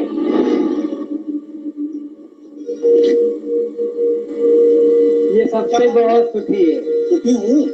अरे सुना तुमने, हमें सुखी आदमी मिल गया। क्या तुम सुखी हो? एक ही बात कितनी बार कहूँ? हाँ मैं सुखी हूँ। लेकिन तुम्हारी कमीज कहाँ है? कमीज? क्या तुमने राजा की घोषणा नहीं सुनी? राजा को सुखी आदमी की कमीज चाहिए, पर मेरे पास तो कमीज नहीं है। क्या तुम्हारे पास कमीज भी नहीं है? फिर तुम सुखी कैसे हुए? मेरा सुख कमीज में नहीं है, मैं ही सुख हूँ। अन्नदाता, वह कह रहा था कि उसका सुख कमीज में नहीं है। वह ही सुख है, वह सुखी है, लेकिन उसके पास कमीज नहीं है। बलभद्र, उसे मेरे पास ले आओ। क्यों? क्या राजा को मेरी और मेरी बैलगाड़ी की सेवा चाहिए? पर उसके पास तो हाथी, घोड़े, रथ। हो रहा, राजा को तुम्हारी बैलगाड़ी या तुम्हारी सेवा नहीं चाहिए। राजा तो तुमसे मिलना चाहते हैं। और मैं राजा से मिलकर क्या करूंगा? शायद वे तुम्हें पुरस्कार देना चाहते हो। पर मैं राजा से पुरस्कार लेकर क्या करूंगा? शायद पुरस्कार के धन से तुम और सुख पा सको, कमीज खरीद सको। राजा, मैं कमीज के बिना भी सुखी हूँ, पर मैंने सुना है कि धन से वस्तुएं मिलती हैं। क्या धन से सुख मिलता है? और जो सुख से भरा हुआ है उसमें और सुख कहां से समाएगा? अगर राजा मुझसे मिलना चाहते हैं तो वो यहाँ आ सकते हैं, मैं उनसे मिल लूंगा। गाड़ीवान ने आने से मना कर दिया अंदाता। अंदाता को उससे मिलना हो तो हुकुम को ही जाना होगा। और गाड़ीवान से मिलने राजा अपने मंत्री हजूरियों दासों के साथ गाड़ीवान भूरा के गांव पहुंचा। भूरा, भूरा, भूरा, अभी कहीं नहीं जा पाऊंगा, मेरे बैल सुस्ता रहे हैं। भूरा, अंदाता तुमसे मिलने आए हैं। भूरा, ये तुम जो मांगोगे मैं तुम्हें दूंगा। हाथी, घोड़े, दास, दासियां, जो चाहे मांग लो, पर मुझे सुखी होने का रहस्य बता दो। मुझे नींद आ रही है राजा, मुझे सोने दो। राजा हैरान था। दूसरी बार राजा फिर बड़े दल बल के साथ आया। भूरा, भूरा, हाथी, घोड़े, दास, दासियां जितनी चाहे मांग लो, पर मुझे सुखी होने का रहस्य तो बता दो। राजा, हाथी, घोड़े, दास, दासियों के बिना भी मैं सुखी हूँ, फिर कभी आना। तुम्हें क्या चाहिए भूरा? मांग कर तो देखो। मुझे सुखी होने का रहस्य तो बता दो।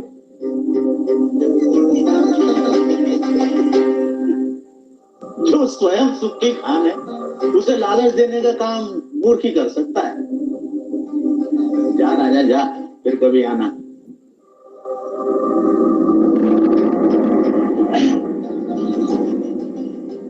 और राजा चला गया। उसे समझ नहीं आया कि गाड़ीवान भूरे को क्या चाहिए था कि अचानक राजा एक दिन अकेले गाड़ीवान के सामने आ खड़ा हुआ।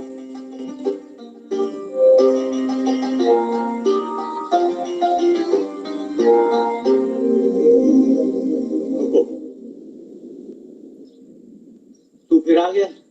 जब तक आप सुखी होने का रहस्य न बता देंगे मैं तंग करता रहूंगा। मेरी पीठ बुझा सकेगा? हाँ मालिक।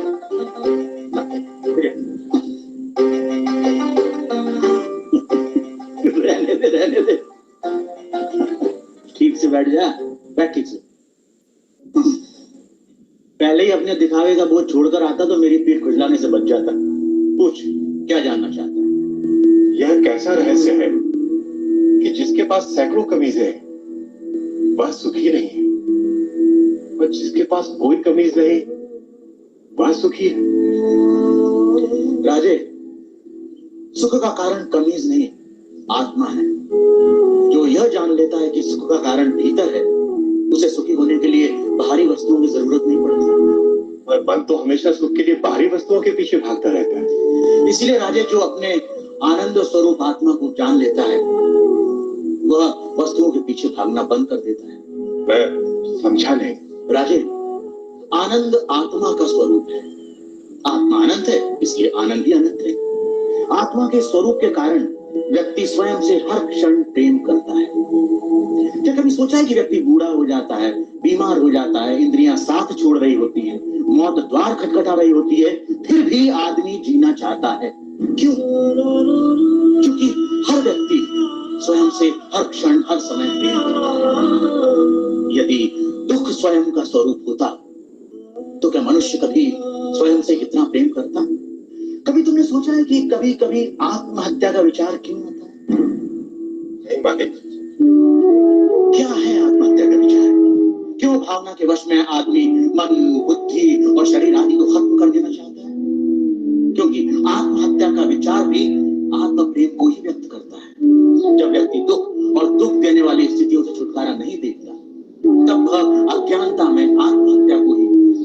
छुटकारा पाने का रास्ता समझता है। इतना है मनुष्य का स्वयं के प्रति प्रेम कि वह अपने अस्तित्व को भी समाप्त कर देना चाहता है। भीतर तो मनुष्य बाहर संसार के पीछे भागता क्यों है? क्योंकि वह स्वयं से प्रेम करता है। मनुष्य जिसकी भी अभिलाषा करता है, चाहे वह धन हो या वैभव हो, पत्नी, पति या पुत्र, वे सिर्फ उपकरण हैं जिनकी अभिलाषा मनुष्य स्वयं के सुख के लिए करता है। मनुष्य अपनी प्रियतम वस्तु या संबंधी को भी छोड़ देता है यदि वह वस्तु या वे संबंध दुख का कारण हो जाए। इसलिए मनुष्य सबसे अधिक स्वयं से प्रेम करता है।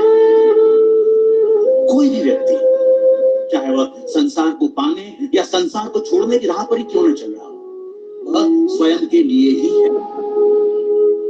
स्वयं के लिए इतना प्रेम कि या तो सारा संसार या संसार नहीं। स्वयं के प्रति इतना प्रेम ही आत्मा के सुख स्वरूप का प्रमाण है। यदि ऐसा नहीं होता तो मनुष्य दुखों से प्रेम करता।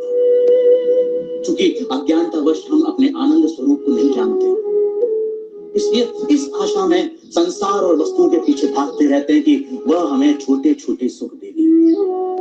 ये ठीक वैसा ही है कि जो सुखों का स्वामी है, राजा है, वह खुद को भिखारी समझ दूसरों से इसकी उम्मीद करता है। यही है अज्ञान की शक्ति। इसलिए राजे, संबंधों का और वस्तुओं का सुख स्थायी नहीं होता, परंतु आत्मा का आनंद असीम होता है। वो कैसे स्थायी है? राजे, जब भी हम किसी प्रिय व्यक्ति या प्रिय वस्तु को देखते हैं तो उससे आनंद होता है। इस आनंद को शास्त्र प्रिय कहते हैं। और जब हम उस वस्तु को पा लेते हैं या उस व्यक्ति से मिल लेते हैं तब वह आनंद कई गुना बढ़ जाता है। उसे मोद कहते हैं। और जब हम उस वस्तु का उपभोग करते हैं तब उससे प्राप्त होने वाले आनंद को प्रमोद कहते हैं। परंतु जैसे ही हम उस व्यक्ति या उस वस्तु से अलग हो जाते हैं वह आनंद भी समाप्त हो जाता है। इसलिए राजे, वस्तुओं का आनंद, व्यक्तियों का आनंद स्थायी नहीं होता, परंतु आत्मा का आनंद स्थायी और अनंत होता है।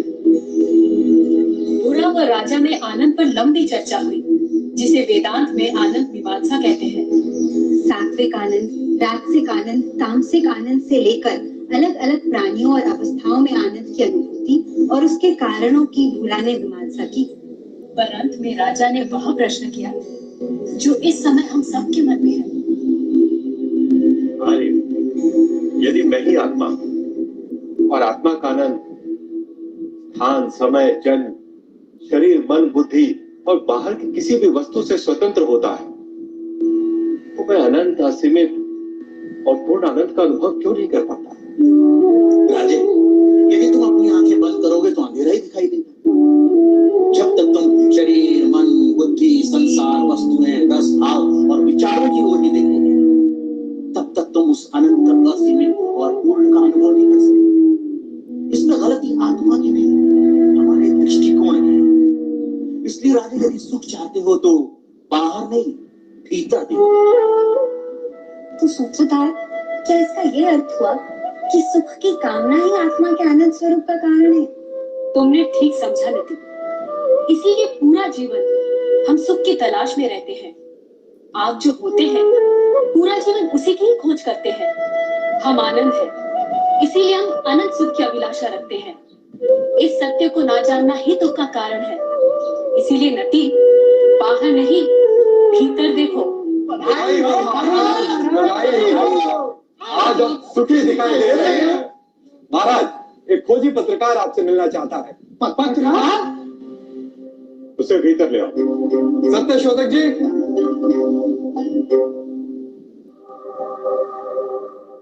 महाराज,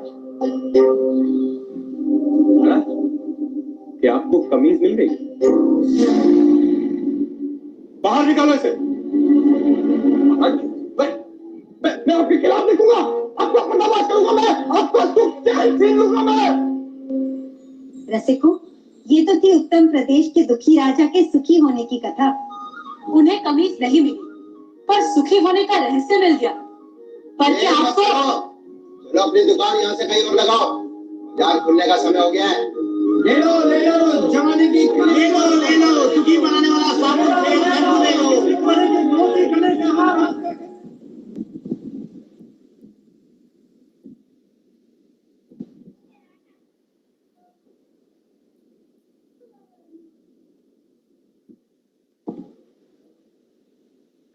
मृतस्त्वं, फिर जन्म मरण किसका? भुक्त्यास किसको? बंध मोक्ष किसका? तस्त्वं।